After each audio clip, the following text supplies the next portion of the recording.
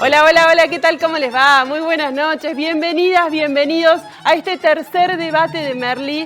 Seguramente anoche estuvieron prendidos como nosotros, mirando todo lo que transcurría, todo lo que pasaba, todo lo que sucedía en este tercer capítulo de la serie de Merlí que puso en discusión a Maquiavelo justamente. El fin justifica los medios. Vamos a ver si el fin justifica los medios para Merlí también. Vamos a estar hablando de eso. Les digo que hoy el programa está picante y yo sé por qué se los digo. Pero además vamos a tener la participación, vamos a poder entrevistarlo al Merlí argentino. Ustedes saben que la serie está inspirada en un profe de filosofía de la UBA y vamos a estar charlando con él, con Horacio Vanegas también en este programa. Tenemos muchísimo para discutir. La serie ha dejado muchísimo y estamos con Guadalupe Reynoso, ella es filósofa, también docente de la Facultad de Filosofía de la Universidad Nacional de Córdoba. Y a ella le queremos preguntar, Guada, ¿para Merlí el fin justifica los medios? En principio no podría decir que sí, pero como filósofa yo diría que siempre hay que contextualizar la pregunta y ver en qué circunstancias se aplica. Lo que me parece sí interesante es que intenta traer un autor poco conocido como Maquiavelo. Digo, poco conocido lo usamos de manera bastante peyorativa, decir que alguien es maquiavélico, pero me parece que es interesante la idea de que es un autor de la modernidad temprana que intentó pensar el poder sobre todo y la construcción del Estado. Ahí tiene lugar esa pregunta, si los medios justifican o no un fin determinado. Me parece que lo que hace Merlí es la provocación a sus estudiantes y pensar esa pregunta fuera de ese contexto político y pensarla de modo general. Bueno, vamos a estar metiéndonos, por supuesto, con ese tema. Lo tenemos a Valentín Sánchez. Valen es estudiante de sexto año del Colegio Jesús María.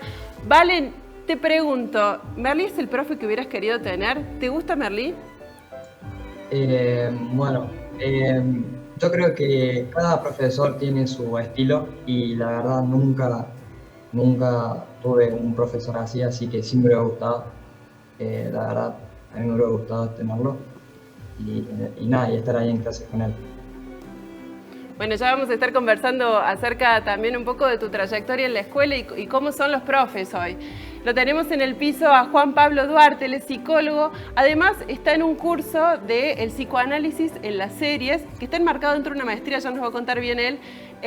Juan, la pregunta para vos tiene que ver con si Merlí termina siendo un héroe. Digo, ¿todas las series tienen que tener como un héroe como protagonista? En el sentido clásico del término héroe, podría ser, Merlí es un hombre fuera de serie. Está fuera de la serie de los padres, fuera de la serie de los profesores, ni siquiera es buen hijo. O sea, está fuera de serie. Lo que plantea una tensión con el héroe clásico es por qué se pone fuera de serie, por qué es subversivo, por qué se sale del molde, qué satisfacción hay en juego en ese más allá de los límites al que va Merlí. Eso lo vuelve un héroe de la serialidad contemporánea, no de la serialidad clásica. Lo tenemos a Pablo Fontanetti también conectado con nosotros, va a estar acompañándonos a lo largo de todo el programa. Pablo en su doble rol, porque es docente secundario, además es docente universitario y es uno de los docentes más queridos por sus estudiantes. Pablo, vos que te has metido con el tema de la ESI, de la educación sexual, hay un tema que es transversal en todo el capítulo y es la sexualidad de los chicos. Y la pregunta es, ¿ellos viven su sexualidad en público? ¿Así la comparten? ¿Cómo se vive la sexualidad en la adolescencia? Hola, ¿qué tal? Y es un tema bastante complejo. Hemos pasado de una época donde la sexualidad era un tema tabú y donde se intentaba siempre reprimirla.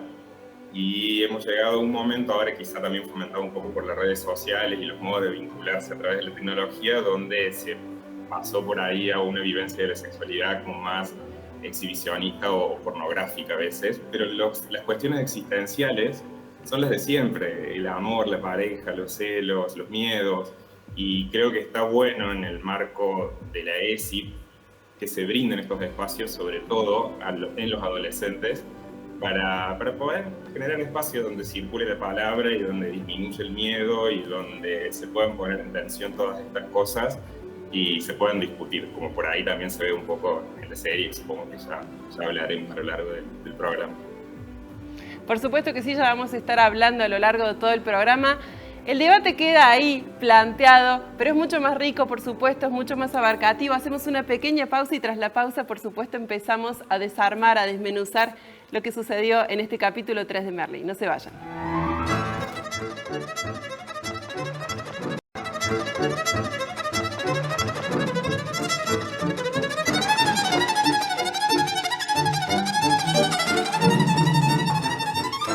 Seguimos en este debate de Merlí, estamos analizando lo que sucedió ayer en el tercer capítulo de esta primera temporada de Merlí y el filósofo que se presenta es Maquiavelo Maquiavelo, pero no solamente y su relación con el poder y la política, sino también Maquiavelo en la vida cotidiana. Eso es lo que por lo menos plantea Merlí y lo que queremos saber es si Merlí usa también, hace uso y abuso y si está bien presentado el tema. ¿Quiénes van quedando en el camino, Guada, para que consiga él sus propios fines? Bueno, me parece que en un punto lo va cambiando, ¿no? Durante todo el capítulo, me parece que Merlí es alguien, en un punto el psicólogo es él, pero voy a utilizar algunos términos del psicoanálisis. Primero es muy narcisista, ¿no? Parece alguien que piensa mucho en sí mismo. Sin embargo, lo que está tratando de hacer es estimular a los estudiantes. Ahí hay un otro que lo interpela, un otre que lo interpela y me parece que lo que está haciendo es un poco, sobre todo, provocar que los chicos piensen en sus propias realidades. ¿Y lo logra o no lo logra? Lo logra, lo que pasa es que me parece que el punto es que a veces dejar esas preguntas como suspendidas en el aire y sin ubicarlas y sin contextualizarlas, puede hacer que uno puede justificar casi cualquier cosa y me parece que Merlí en ese sentido, al ser el docente, y digo, es una relación asimétrica, ¿no? Lo que debería provocar también es una reflexión de las consecuencias que tiene eso. En esa relación asimétrica que tiene Merlí con sus estudiantes, Juan Pablo, ¿abusa de su poder? Me parece que Merlí, en principio diría que sí, en parte sí, por eso es un personaje de series, porque tiene un fuera de límites, utiliza su poder muchas veces en el peor de los casos para hacer el bien. O sea, es un tipo movido por las buenas intenciones muchas veces, que son las peores, ¿no? Pero me interesaba, él se enfrenta, al igual que los otros docentes, a una imposibilidad, que es la imposibilidad de educar del todo a alguien o a una clase. Y responde a esa imposibilidad muchas veces por la vía de un exceso, que es el exceso de muchas veces aconsejar, intentar intervenir en situaciones de la vida, condicionar las decisiones de sus alumnos, meterse. Hay un punto con un chico agorafóbico donde Merlí directamente él sabe que la cura es que él salga a la calle, incluso forzadamente. Y ese es un punto fuera de límite que hace al magnetismo que tiene este personaje en la serie. O sea, nos interesa ver qué pasa con Merlí porque tiene este aspecto, ¿no? Fuera del límite. Incluso a veces, bueno, puntualmente anoche lo que veíamos es que Gerard, uno de los personajes, va y le pide consejos sobre cómo conquistar a Mónica, como si él tuviera la respuesta. ¿Te sucede eso, Pablo, en el aula? Hay tus estudiantes, tus alumnos, tus alumnas, ¿te piden consejos que van más allá de lo estrictamente académico? Sí, siempre se genera eso y me parece que es lo más interesante del proceso educativo y de estar en el aula. Generar un espacio donde, como decía recién, donde pueda circular la palabra sin miedo y un lugar donde los alumnos y las alumnas puedan sentirse seguros y puedan poner en palabras lo que sienten, porque la palabra crea existencia y lo que no se puede decir no se puede pensar. Y a veces en los y las adolescentes yo noto eso, que a veces cuesta encontrar las palabras porque hay muchos miedos y muchos tabúes con respecto a cuestiones que se plantean en la serie, cuestiones vinculadas a la sexualidad y a los vínculos entre ellos. Pero sí, sucede, afortunadamente sucede mucho. Valen, te pregunto a vos, ¿cuál es la materia que más te gustó, que más te convoca en la escuela? La que más me gusta es, creo que educación física e informática, sí. Vos me comentabas fuera del aire que viste la serie 2 veces, que te gustó muchísimo, que ya la tenías vista. Imagino que la filosofía te empezó a gustar un poco después de Merlí, ¿o no? Es que sí, la verdad que sí. Yo para ver una serie 2 veces es que me gustó muchísimo. Y bueno, esta serie Merlí hay como una secuela que es ya sobre la vida de Paul, el rubio, que está nada más en España y nada. Yo una noche, al enterarme de todo esto que no sabía, me metí a un server español y me quedé como hasta las 7 de la mañana viéndola y nada, me encantó. La filosofía te hizo convertirte en hacker. ¿Qué es lo que más disfrutás de las clases? Bueno, vos sos también alumno de Pablo, podemos contarlo eso, ¿no? Sí. ¿Qué es lo que más disfrutás de las clases en el vínculo con el docente o con la docente? Creo que la interacción con el profesor. Muchas veces he tenido, como dije, cada profe tiene su estilo de dar las clases, pero muchas veces tuve algunos profesores que daban la clase y seguían, y creo que lo mejor es la interacción con los alumnos y el profesor. ¿Hay que hacerse amigo de los profes o no? Y hasta un cierto límite, porque no creo que esté bien ser amigo, llegar al punto como hace Merlí de, no sé, de preguntarle cómo conquistar a Mónica. Me parece que es un montón ya eso, pero siempre está bueno como generar espacios en donde, nada, salgan temas que nos interesan a nosotros los alumnos. Pablo, que te tengo del otro lado, te pregunto, ¿vos te haces amigo de tus alumnos? ¿Se puede establecer ese vínculo? Sí, habría que definir la palabra amistad también, ¿no? Que es bastante compleja. Creo que, como decían recién ahí en el piso, cuando uno está en el rol docente, el vínculo docente-alumno es un vínculo asimétrico, donde el docente ocupa un lugar y la palabra del docente tiene un peso y una llegada a los chicos que a veces uno no se imagina. Yo a veces me encuentro con exalumnos y que me dicen, profe, ¿te acordás que vos nos dijiste una vez una frase? Yo ni me acuerdo la verdad que le dije y digo, mirá cómo quedó y qué importancia lo que cada uno elige decir y tiene que tener un cuidado. No es lo mismo que uno se junte con sus amigos de su edad en su casa a tomar algo y uno puede ahí hablar libremente de lo que quiera, que creo que en un aula donde la palabra del docente llega de otra forma. Yo trato de acercarme mucho a los chicos, pero lo que se diría a amigos en lo que entendemos como amistad, a mí se me da después, por ahí cuando los chicos egresan siempre me convocan y nos juntamos cuando ya han egresado, pero mientras estamos en el proceso es bueno mantener unas distancias y respetar esos roles, lo que no quiere decir que no podamos acercarnos y no podamos vincularnos desde otro lugar.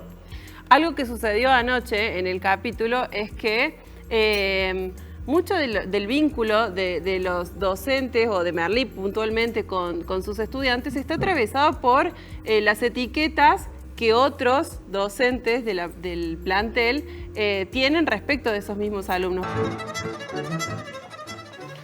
Bueno, mucho de lo que sucede tiene que ver con el personaje de Eugenie, que en un punto se parece al de Merlí. ¿Se parecen o no se parecen, Juan Pablo? Me parece que Valentín decía casi la clave del asunto es qué se hace con el montón. Hay cosas que son un montón en un sujeto, en las instituciones, cómo cada uno se resuelve respecto a ese montón que lo habita. Eugenie, por la vía de la disciplina y el autoritarismo. O sea, él de alguna manera ese montón lo traslada ahí. Merlí es un montón mucho más complejo, por eso Merlí es el protagonista de la serie. Ambos forman parte del lazo con sus alumnos. Merlí está más advertido que para la eficacia de su rol como docente tiene que formar parte y hacerse cargo de lo que los alumnos depositan en él. ¿no? El saber que los alumnos depositan en él, para él es clave para que ellos puedan reflexionar éticamente, sirviéndose de la filosofía, sobre su vida actual. Merli sabe eso, se pasa en el lazo con sus alumnos, pero sabe eso. Eugeni no quiere saber nada de eso. O sea que yo diría, son dos formas de manejarse con el exceso contrastantes en estos dos personajes, y Eugeni sirve para un poco realzar la figura de Merli y, si se quiere, un aspecto positivo. ¿El héroe y el contrahéroe sería algo así? Sí. No le gusta a Guada que yo le diga héroe, no lo querés. No te gusta Merli, ¿o sí te gusta? Me parece que es una... A ver, habría que distinguir, ¿no?, varios niveles. Una cosa es la serie Merli, Sí, sí. que tiene un montón de estímulos. Me parece a mí es estimulante porque permite repensar la institución escuela media, la filosofía en la escuela media, la vida de los estudiantes y los problemas de los jóvenes. Pensemos que esta serie y lo que estamos viendo ahora es de 2015. Estamos en 2021, donde hay muchas cosas que han pasado y que modifican un poco aspectos de cómo evaluamos la serie. La perspectiva de género, por ejemplo, o incluso lo que hablábamos de la ESI. La ESI ya tiene 15 años en Argentina, la ley, y cómo eso establece espacios para hablar sobre la sexualidad, sobre temas de género, que en 2015 en un punto todavía no estaban establecidos. Entonces creo que la serie en ese sentido es provocadora y permite generar debates o interés. Pero en algunas cuestiones que tienen más que ver con la filosofía, que es a lo que yo me dedico, yo además doy clases en el ingreso a la carrera, entonces yo recibo a los chicos de la escuela media y como trabajo en una universidad nacional, hay mucha gente grande que también estudia filosofía. Entonces nosotros tenemos un ingreso con gente muy joven, recién recibida, y gente que ya tiene otra carrera hecha y decide transitar la universidad y la filosofía a nivel universitario.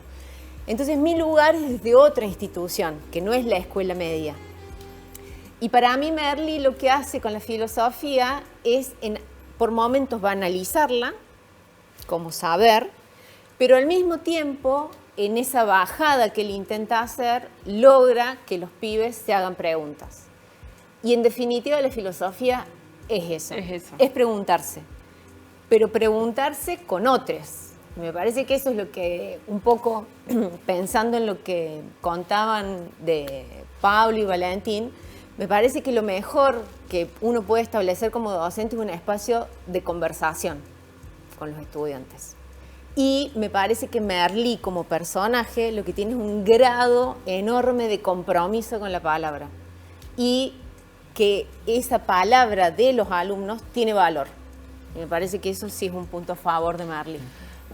Valentín, te tengo del otro lado.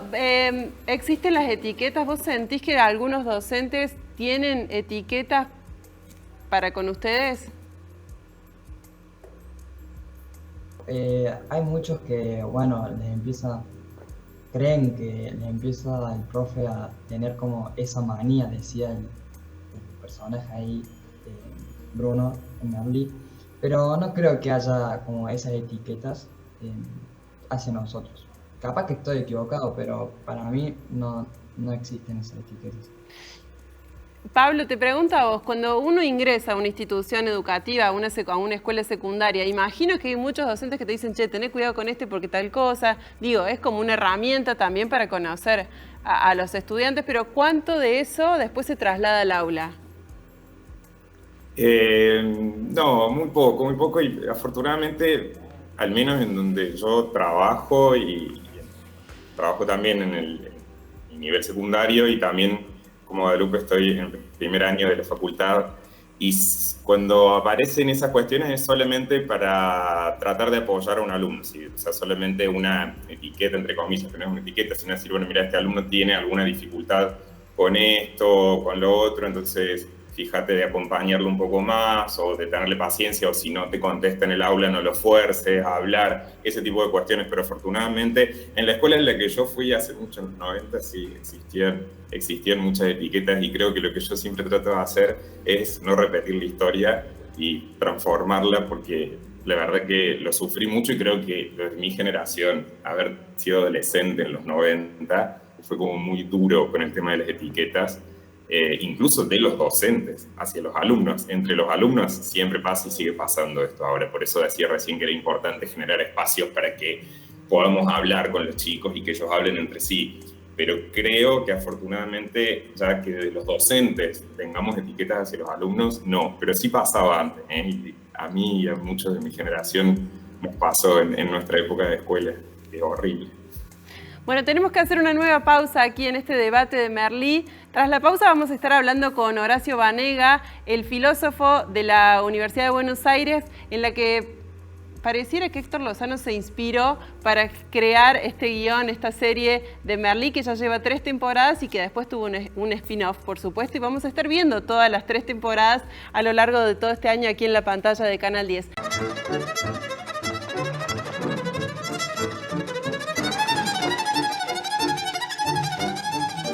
Abrimos un nuevo bloque aquí en este debate de Merlí, en Merlí el debate, por supuesto. Estamos revisando lo que pasó anoche en el capítulo 3 de esta primera temporada, pero ahora tenemos que darle la bienvenida a un invitado muy especial.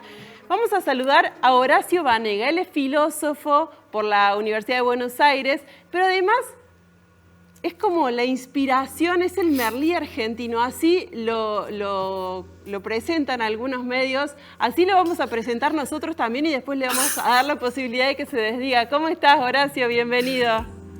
Muchas gracias por la invitación, espero que ustedes estén muy bien.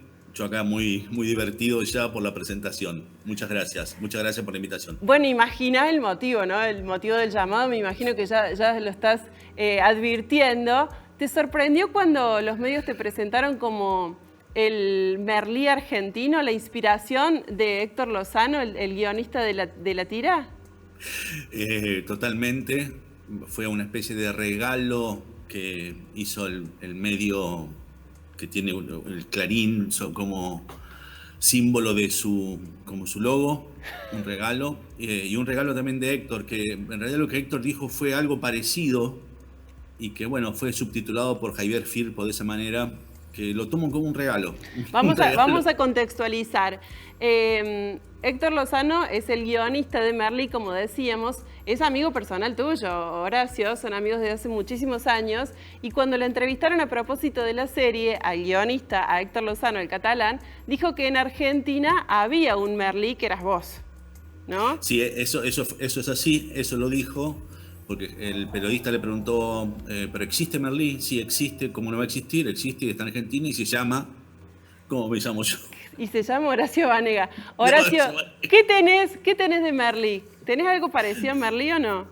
Que soy grande, que no me gusta la burocracia, que me malhumora mucho llenar sigeva, como todo investigador bien formado, y que de alguna manera también sigo tratando a los alumnos como si fueran seres humanos. Esto es, provocándolos, invitándolos a pensar, a no repetir ciertas cuestiones que en la filosofía universitaria, sobre todo, quizás pueden ser como muy habituales en algunos momentos. Y no mucho más que eso. Como aclaré en la nota, dije, yo no tengo las prácticas que tiene Merlí. Digamos, hay una serie de características de Merlí que para nosotros y para nosotros no están buenas, cierta misoginia, cierto descuidado en las relaciones afectivas, pero bueno, eso también es lo que hace atractivo desde el punto de vista dramático a la construcción del personaje. Decías que vos no te acostarías, por ejemplo, con la madre de tus alumnos, ¿eso no? Sí, eso lo tuve que decir. Eso lo tuve que decir.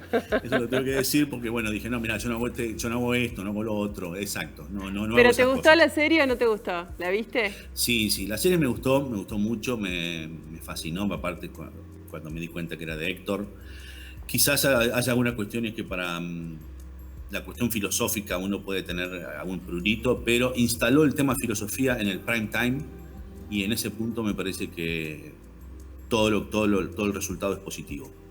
Vos sabés que te tengo que presentar a una amiga que tenemos acá en el piso, Guadalupe Reynoso. Ella es filósofa, trabaja, bueno, la conoces vos, no te la tengo que presentar. Guadalupe, Querido. ¿cómo te va, Guadalupe? Muy bien, muy bien. Contenta de verte acá. Creo que fue un regalo y una condena que te dijeron Merlí. ¿Viste cómo es la fama? Sí, conozco la fama, pero digo, me parece que rescatas bien la potencia que tiene la serie y un poco la tensión que genera para la filosofía. Sobre todo me parece como distinguirla, ¿no? De lo que pasa en una escuela media, de lo que pasa en la universidad. Pero yo que estoy en el curso de nivelación recibimos muchos alumnos cuando se estrenó Merlí. Al año siguiente recibimos más alumnos en la carrera y evidentemente la serie tuvo algún efecto de interés, ¿no? Por pensar a la filosofía como una profesión también. La pregunta es si esos alumnos después perduraron en el tiempo, ¿se mantuvieron en la escuela o no? En la universidad, Sí. Algunos sí y otros me parece que un poco lo que marcaba Horacio es que lo que aparece ahí como filosofía no es lo que uno estudia después en una carrera universitaria, no necesariamente, ¿no? Una carrera universitaria demanda muchísimo tiempo de estudio, demanda una serie de vínculos con la institución, exámenes, que bueno, me parece que el juego de Merlí a veces es romper con todo eso, ¿no? Con la institución. Ustedes están viendo la primera temporada recién. Sí. Estamos en Por la eso. primera temporada, sí, vamos a ver Por eso. las 3 temporadas, pero ahora estamos en el tercer capítulo de la primera. En el spin-off, el personaje va a la Facultad de Filosofía, Ah, bien. donde Claro. participa una actriz argentina, hay un personaje argentino, y donde, bueno, Héctor ahí me invitó a que colabore en la reescritura para que sea más argentino el texto de la actriz Bueno, argentina. y el eso te personaje quería preguntar porque también vi que estás participando justamente del spin-off de donde Paul Rubio es el Exacto. protagonista. ¿Y cuál es tu lugar ahí? ¿Estás haciendo No. más argentina la cuestión ahí? Me invitó porque, a ver, el tema está que Merlí pegó mucho, fue muy bien recepcionada en Argentina. Eso también creo que tiene que ver con condiciones previas, digamos, la cuestión de la difusión y de la extensión universitaria y de la divulgación filosófica estaba como predisponiendo a que esta serie sea bien recibida. Y entonces Héctor en el spin-off decide colocar un personaje argentino, una actriz argentina, hicieron el casting acá, la llevaron para grabar allá. En la segunda en la segunda temporada del spin-off ya hubo problemas con la pandemia y el personaje argentino me parece que ya no va a estar presente. Entonces Héctor me dice, bueno, ¿por qué no me ayudas con el pasar a porteño lo que él había escrito como las réplicas de ese personaje, que era Minerva? A un santafesino le piden que pase a porteño. ¿Viste cómo es? ¿Viste cómo es este país? Realmente. Héctor, te invitamos a que te quedes porque vamos a repasar lo que sucedía anoche en un fragmento del capítulo donde Gina, la madre de Gerard, le dice a Merlí, medio que lo descubre a Merlí y le dice que su hijo se apasionó por la escuela y por la materia en particular. Bueno, acá hubo una carcajada generalizada en el piso porque dice, aunque se traten de filosofía, tus clases le han gustado. ¿Por qué te reías, Juan Pablo? Porque me parece una interpretación a Merlí de parte de la mamá de Gerard. Ella le dice, entre líneas, mi hijo se ha apasionado por vos. La filosofía no sabemos si le importa o no le importa, pero se ha apasionado por vos. Y de alguna manera le dice, a vos lo que te satisface es eso, es que pase lo que pasó con mi hijo. Y lo hace con una gracia y con una soltura que me parecía digna de una interpretación, porque él es el único momento en que Merlí pone los escudos de la filosofía y la corrige y se hace presente como filósofo académico para defenderse de algo que va justo al punto del personaje de una manera con mucha gracia, como hace toda la serie, ¿no? De una manera muy, muy divertida y con mucha gracia. Es la primera aparición de Gina, de la mamá de Gerard, y lo descubre ahí en la primera escena casi, ¿no? Es fantástica, me parece uno de los personajes, así como Eugenie sirve para realzar la figura de Merlí, este personaje sirve para hacerle un hueco grande. Y eso lo hace interesante, lo descompleta. O sea, muestra que él en un punto se defiende. Cuando le van a ese punto, porque es el punto del capítulo. Si el capítulo es el fin justifica los medios, ¿no? Ella lo que le pregunta ahí es, para vos la filosofía, ¿es un fin o es un medio para satisfacer tu narcisismo? Horacio, te tengo del otro lado y aprovecho, te pongo a vos y lo convoco también a Pablo, que también está en un aula secundaria también. ¿Merlí es disruptivo, es innovador en su manera? ¿Pablo? Pablo, me parece.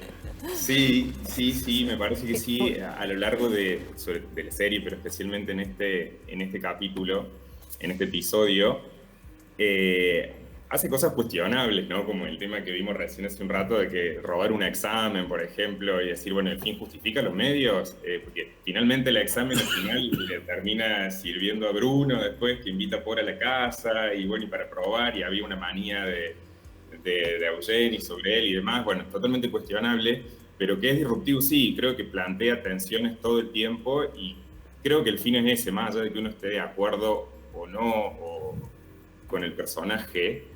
Y también acá, a diferencia de lo que decía Guadalupe, la serie de lo que hace Merlí, ¿sí? Que tiene aspectos, bueno, ahora sí también lo decía, ¿no? Misóginos y demás.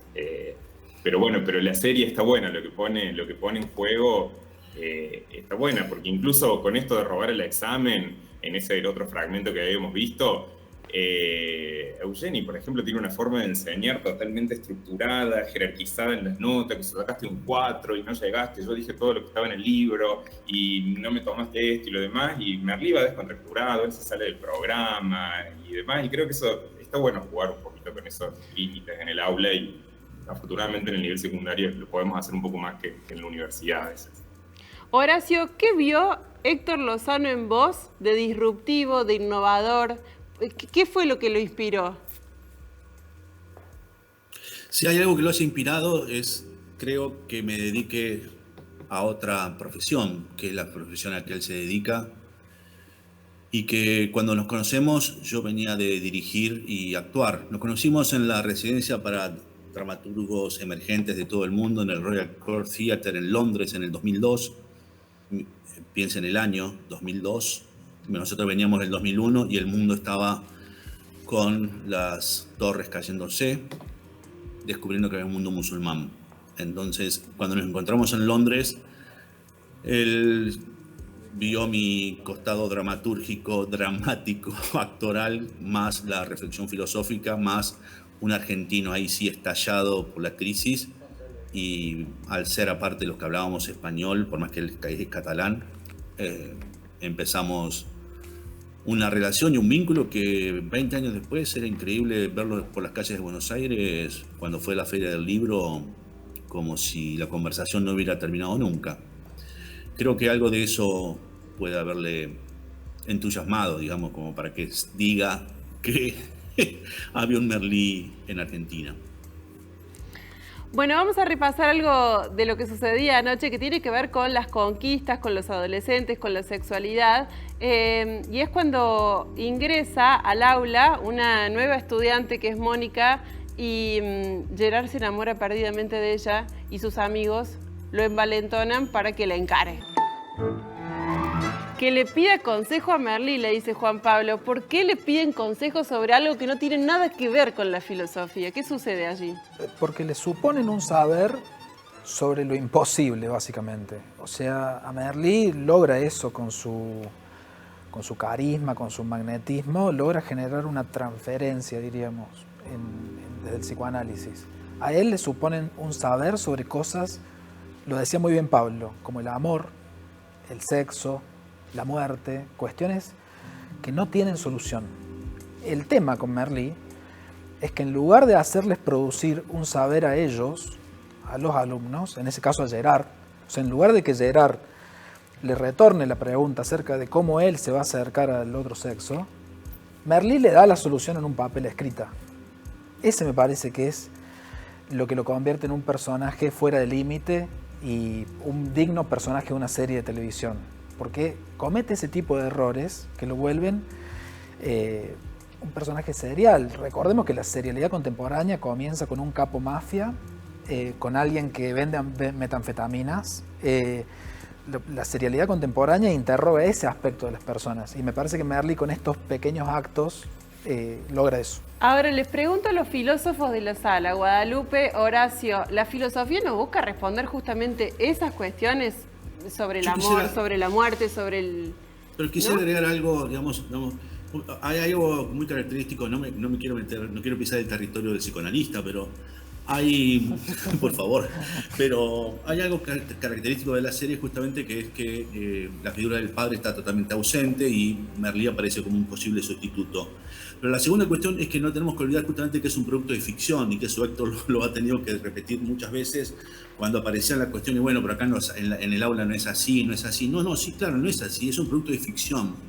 En consecuencia, lo que le preocupaba a Héctor era que los personajes tengan contradicciones dramáticas, lo que se llama justamente contradicciones dramáticas, para que pueda avanzar y no sean personajes planos en ese punto. Mauricio Cartún, el gran dramaturgo, diría, el maestro de dramaturgo, diría, son personajes que no tienen un buen análisis, y ahí sí estaríamos de acuerdo con el colega, con el compañero, con quien estamos compartiendo este espacio. Entonces, con Juan Pablo. Con Juan Pablo, perdón, eso. Y la tercera cuestión que quiero marcar es un dato más sociológico. Todos los que trabajamos con personas estamos en crisis desde la caída del estado de bienestar. François Dubé, la caída del estado de bienestar. Hay que tener en cuenta que en uno de los libros de Dubé se trabaja justamente sobre los profesores, las enfermeras y los trabajadores sociales, en las cuales estimular determinado tipo de comportamiento coloca en crisis con lo que está pasando afuera. Uno, digamos, cualquiera que haya trabajado con población marginal lo sabe, que estimular un comportamiento positivo, ético y legal a veces se torna totalmente contradictorio con lo que tiene que resolver esa persona en su cotidiano. En consecuencia, me parece que Merlí, si uno lo coloca en la visión sociológica, también tiene mucho para rendir como producción de conocimiento. Guada, vuelvo a la pregunta. ¿Está mal que los alumnos lo interpelen acerca del amor, de la muerte, de la vida, de cuestiones que la filosofía per se responde? Lo que pasa es que la filosofía pregunta, la filosofía en principio no responde. Digo, uno podría entender así a la filosofía. Me parece que ahí se mezclan algunas cuestiones que tienen que ver con lo personal, y más allá de lo que se describió de esa escena, Mónica ingresa o se conoce a sus compañeros en la clase de Merlí, y además da una muy buena respuesta al interrogante que Merlí hace, ¿no? Entonces me parece que ahí en esa clase se da una escenografía también para que Gerard pregunte a Merlí, y porque hay confianza, pero ya es un plano de lo personal, no es un plano filosófico, no es como la filosofía está entendiendo el amor. Es un plano personal. Está clarísimo. Nos tenemos que ir al corte, pero no quiero irme al corte sin antes preguntarle a Pablo, que él trabaja justamente estas cuestiones en el aula, sobre todo las vinculadas a la ley, a la ESI. ¿Cómo se vive la sexualidad entre los adolescentes y en esta cuestión que aparece retratada en esta escena en particular, que pareciera que es como en manada, ¿no? ¿Se vive así?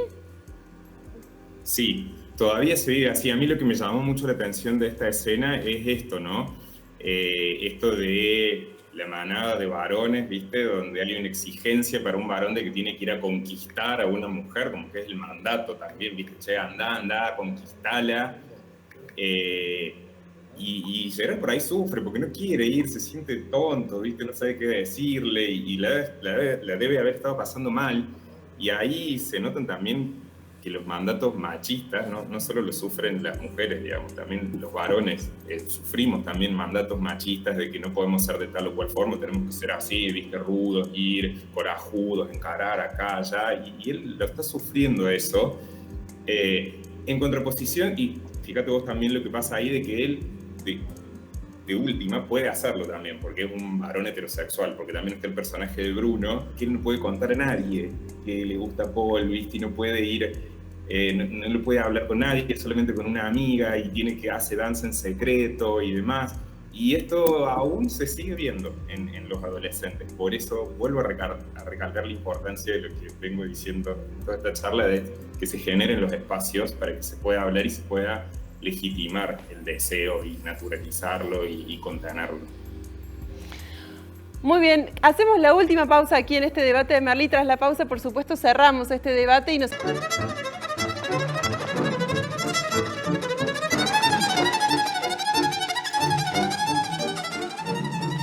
Último bloque aquí en este Merlí, el debate. Hemos pasado por todos los temas.